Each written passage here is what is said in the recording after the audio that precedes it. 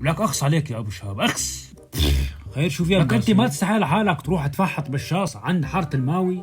لك فضحتنا، الناس سووك ممسحه بالقهوه وصاروا بيقولوا ابو شهاب. حط بثمك شبريه ابو قاسم واسكت.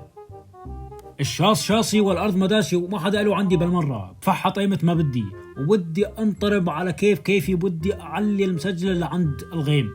ايوه خلص عمو فيكم تطلعوا وتكملوا طريقكم. ابو شهاب طلع يفحط برات الحاره وانا ماسك له عصايه عم استناه هون على نقره. واذا بدكم تروحوا على الدكان تشتروا نت مشان تحكوا مع الحبه وتلعبوا ببجي ما في مشكله، اطلعوا. هو طلع برات الحاره، لا يكونكم الفكر بالمره. اطلعوا عمي اطلعوا، تعالوا الله يرضى عليكم يا ملك التفحيط يا ابو شهاب. طلع لي ابو شهاب ما عاد يحسن يعيدها بنوم، ما عاد يفحط. ابو قاسم سواله بدن على كيف يا اخي فحط برات الحاره حارتي يا ابو قاسم بدي فحط فيها ايمت ما بدي وعلى كيفي وعلى دوز بارا. هيك ابو شهاب هذا اخر تنبيه، اذا ضليت راكب راسك راح احرق لك هالشاص وما في كلام، واحسب الله ما خلع. والله ما فيني بدون تفحيط يا ابو قاسم. واحلى كاسة شاي لاكذب عقيد بالحاره، الله حيه يسعد قيه.